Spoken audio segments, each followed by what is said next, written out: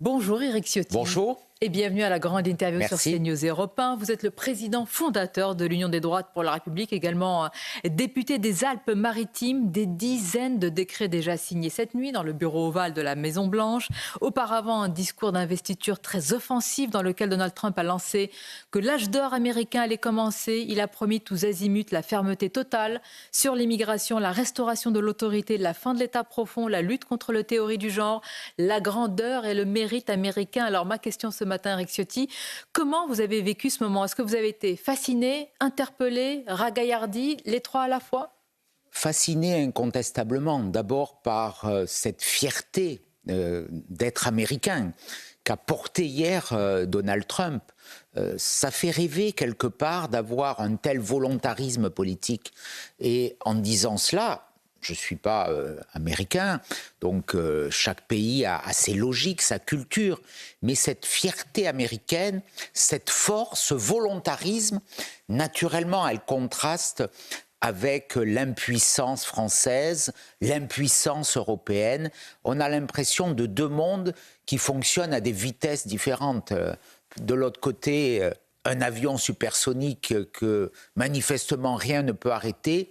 Et nous, on a l'impression de rouler dans une vieille 4L, sans GPS, sans climatisation, qui ne sait pas où nous allons, qui ne sait pas où elle va. Voilà, il y a deux mondes différents. Mais ce qui me fascine aussi, ce qui m'interpelle plutôt, c'est cet écart. On est en train de prendre un retard considérable. Nous, on ne fait que parler, on est bloqué. On a l'impression d'être au Wokistan en France aujourd'hui quand même, avec ces pressions idéologiques sur l'immigration. Alors parlons-en, parce qu'il n'a pas fallu 24 heures à Donald Trump pour déclarer la guerre aux clandestins, avec potentiellement l'armée qui pourrait être mobilisée pour les arrêter, les expulser à la frontière avec le Mexique. Il y a aussi la levée partielle du droit du sol, la remise en cause du droit d'asile. Est-ce que ce sont des méthodes et un volontarisme qui vous inspirent pour la France avec de telles méthodes? Il faudra ce volontarisme un jour, parce qu'autrement on va disparaître. Et c'est ce qui manque à la vie politique française. Mais c'est possible avec l'Europe aujourd'hui? Poser cette question, ce n'est pas possible avec ceux qui nous dirigent aujourd'hui. Parce que c'est toujours une question de personnalité. C'est que la volonté, elle s'exprime dans une personnalité. Et aujourd'hui, ceux qui nous dirigent, et ceux qui nous dirigent depuis des années, ils ont tous failli. Ils ont tous échoué. Ils sont prisonniers de leur impuissance, de leur absence de courage. Certains vous rappelleraient, il y a longtemps, que votre famille politique était aussi au pouvoir. Mais ma famille politique, celle dont je viens, j'ai voulu casser ces codes parce que justement, j'avais conscience de cette impuissance, que dans le système actuel, avec les mêmes acteurs, prisonniers souvent et complexés par une idéologie de gauche, on n'arriverait à rien changer. C'est pour ça qu'il faut tout changer. C'est pour ça que j'ai fait cette rupture avec l'Alliance des droites. C'était le premier acte peut-être idéologique venant d'un homme de droite, venant des républicains comme moi, de dire il faut tout changer, il faut changer et il faut changer les personnes qui nous ont mis dans cette situation. Ça veut dire, Éric Ciotti, que ce premier acte, acte de l'Union des droites, pourrait un jour amener à un trumpisme à la française pour vous? En tout cas, à une politique qui n'est pas taboue, qui ne fasse pas des concessions en permanence à la gauche, qui ne se soumettent pas aux diktats de l'impuissance sur l'immigration. On en parle, ceux qui nous gouvernent en parlent, mais où sont les actes ?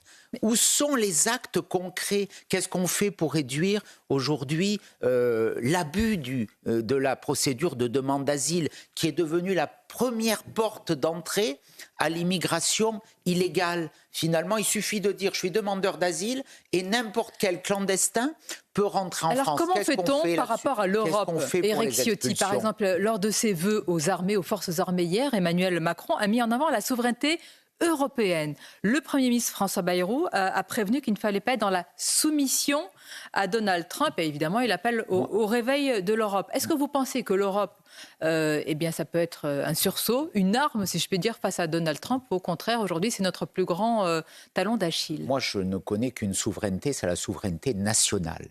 Il n'y a qu'un peuple, c'est le peuple français. Moi ce qui me fait rêver, c'est la bannière tricolore. Après nous avons besoin d'une organisation européenne. Mais il y a une civilisation européenne, on a des valeurs communes.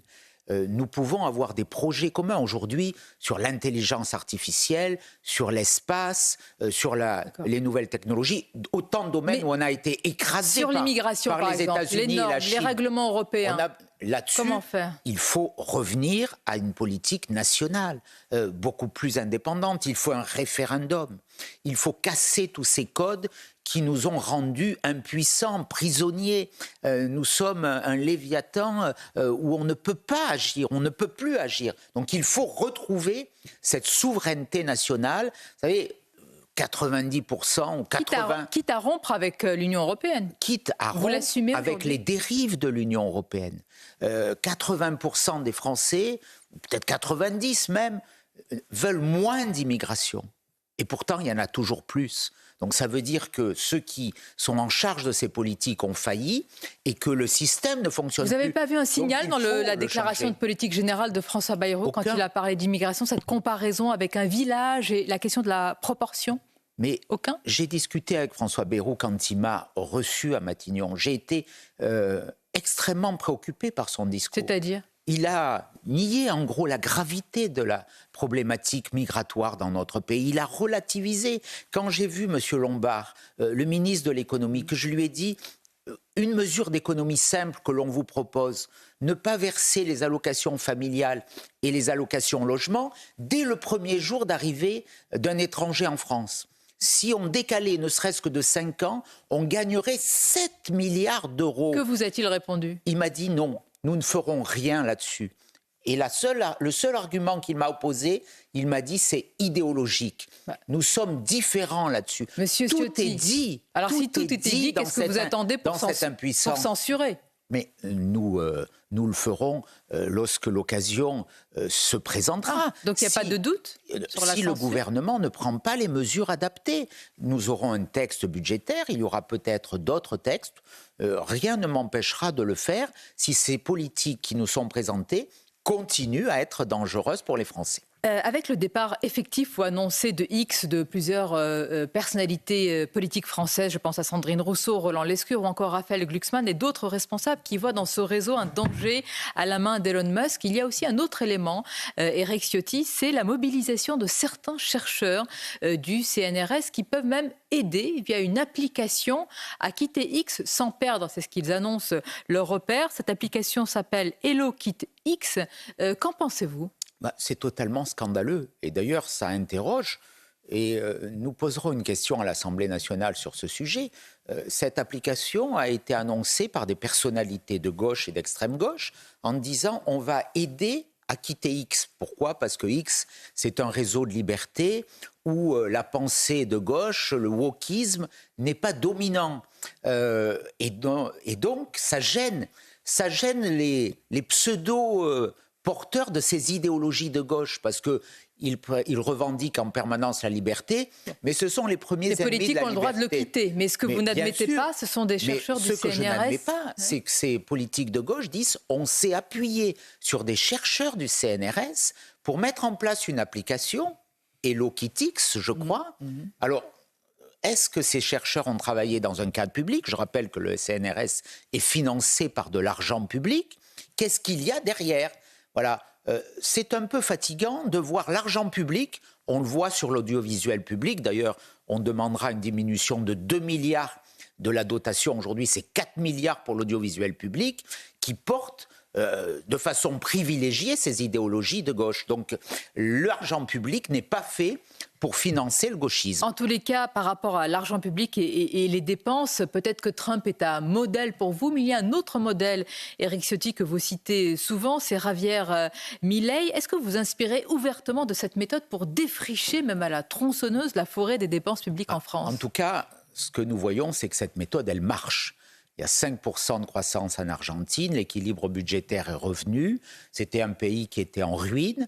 Le volontarisme politique, et puis c'est ce que nous allons poser ce soir. Ce soir, je présiderai un forum des libertés où l'UDR portera ses grandes propositions de libéralisation de notre économie, de libéralisation de nos énergies pour favoriser la croissance et donc pour favoriser le pouvoir d'achat, en faisant des économies sur nos dépenses publiques. Sacrée économie, parce que les mesures de votre proposition de loi appelée tronçonneuse, effectivement, avec ce soir un aéropage d'économistes qui va y réfléchir, c'est la suppression d'un paquet de normes, beaucoup de normes, une toute nouvelle architecture territoriale, ça peut faire grincer des dents, et la suppression de dispositifs que vous qualifiez de liberticides. Là, c'est une révolution. Oui, nous voulons porter cette révolution des libertés. Je crois que le temps est venu. J'évoquais tout à l'heure l'Alliance des droites en juin. C'était une rupture politique. Là, nous sommes dans une rupture programmatique. Nous ne pouvons plus continuer à être asphyxiés par le record d'Europe des dépenses publiques qui conduisent à être le pays au monde où on paie le plus d'impôts. Donc, il faut diminuer ces dépenses. Des propositions très simples. Plus que 2 niveaux de collectivité. La commune, auquel tous nos concitoyens sont attachés, la ville, celle où on est né, celle où on habite, sa proximité, et puis notre collectivité, la province, qui sera le fruit de la suppression des départements, des régions, des métropoles. Il n'y aura plus la commune et une autre collectivité. La même organisation pour l'État. Un préfet qui dirigera son administration provinciale, plus d'ARS, plus de rectorat. Nous voulons supprimer un quart de ces agences qui ne servent à rien, qui coûtent beaucoup, qui font doublon. Nous voulons supprimer beaucoup de normes aussi. Il y a 400 000 normes en France et ces normes, elles nous font perdre 4 points de croissance. Éric Ciotti, c'est 120 milliards d'euros bien sûr, quasiment par an par rapport à l'Allemagne. Donc c'est cela.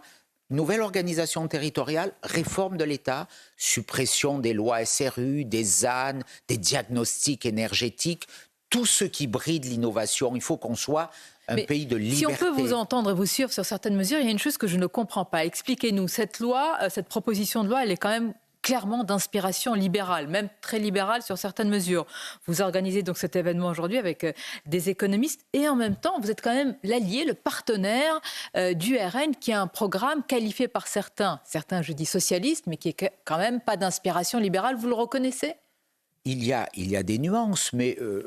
Là, c'est un fossé, c'est plus une nuance, monsieur Ciotti. Non, il n'y a pas de fossé, c'est faux, ça, c'est l'argumentaire gauchiste. L'argumentaire gauchiste, le programme de Marine Le Pen et libéral. Dans le contre-budget du Rassemblement national, il y avait la suppression de 100 agences. Donc nous avons la même logique, il y a la même volonté de diminuer les dépenses publiques inutiles, qui ne servent à rien, qui coûtent. Il y a la même volonté de diminuer les impôts de production. Donc, il ne suffit pas de répéter chaque fois la même chose en disant c'est un programme de gauche. Non, c'est faux. On a des différences sur les retraites. Les retraites, c'est majeur. Mais vous voulez moins de prélèvements obligatoires, une diminution réelle du train de vie de l'État, des incitations à la croissance. Le RN aussi, je n'allais pas vous parler du RN, j'allais vous parler du gouvernement et de François Bayrou. Vous avez vu les concessions qui ont été faites justement à la gauche, avec par exemple la suppression des 4000 postes dans l'enseignement. Finalement, il est revenu sur ce sujet. Vous êtes aux antipodes. Bien sûr. Le budget de Michel Barnier était un budget socialiste, dans la mesure où il portait 40 milliards d'impôts en plus. Quand on est déjà le pays, je le redis, mais c'est important, qui paie le plus d'impôts au monde, qui est en difficulté, où nous sommes quasiment en récession, n'avoir pour seule réponse qu'augmenter les impôts, qu'augmenter les normes, c'est d'une paresse intellectuelle totale. Ça a été encore renforcé par François Bayrou, puisque désormais, il est l'otage du Parti socialiste. Mais moi, l'otage du Parti socialiste, vos mots sont forts. Il est l'otage du Parti socialiste. D'ailleurs, François Hollande l'a dit. Pardonnez-moi, Michel Barnier était aussi l'otage du RN, alors ? Je ne crois pas. Pourquoi ? C'est les mêmes effets qui produisent des propositions, oui, si ce n'est que d'un côté, nos propositions vont dans le sens du redressement du pays et que les socialistes, on a vu où cela nous a conduit avec François Hollande et Emmanuel Macron, parce que pour moi, Emmanuel Macron, c'est l'héritier de François Hollande. Mais cette situation inédite, elle pose une question. Elle pose une question, pas à moi, à ceux qui soutiennent ce gouvernement. Alors parlons-en. À ceux qui soutiennent François Bayrou. J'ai reçu Laurent et notamment mes anciens amis de LR, c'est à eux qu'il faut poser cette question. J'ai posé cette question. Moi, je ne soutiens pas ce gouvernement. Le patron des députés LR. Je ne voterai pas ce budget. Je m'y opposerai. Mais eux, qu'est-ce qu'ils vont faire ? Donc, c'est sûr. Hein, moi, je ne voterai pouvez nous annoncer ce matin. Je ne voterai pas d'augmentation d'impôts. 8 milliards d'impôts de plus pour les entreprises, je ne voterai pas. Je ne voterai pas si on prélève sur les revenus du capital, parce que c'est une erreur. Alors expliquez-nous, majeure. Votre famille politique ou votre ancienne famille, ici même Laurent Wauquiez, a promis un projet radical de rupture, dit-il. Et s'il vote le budget, c'est bien parti. Comment vous comprendrez la chose? C'est toute la différence entre les paroles et les actes. Moi, j'ai tiré les conclusions à un moment de cette impuissance, de ces contradictions, de tenir un discours devant les électeurs et d'avoir dans l'hémicycle de l'Assemblée nationale une attitude différente. Pour moi, la politique, c'est de la cohérence. Je suis un homme de droite et je n'accepte pas qu'on gouverne le pays à gauche.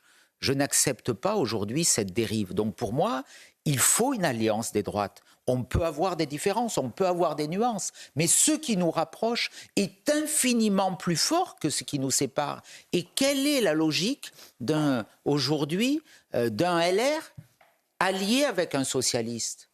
Sincèrement, où cela peut conduire? À nulle part. Ça peut conduire à nouveau à l'impuissance. Donc c'est pour ça qu'il faut ce vent de liberté, c'est la méthode de l'alliance, et de l'autre côté, un projet de rupture radicale. Et j'ai la faiblesse de dire que les personnes qui ont échoué ne sont plus à même d'offrir une espérance au pays, que donc il faut changer. Il faut changer avec un regard tourné notamment vers les États-Unis ou encore l'Argentine. Merci Éric Ciotti. On va rappeler que vous êtes et montrer la une du JD News. Vous faites la une du JD News avec ce titre, justement, la thérapie de choc d'Éric Ciotti, dépenses publiques, budget de l'État.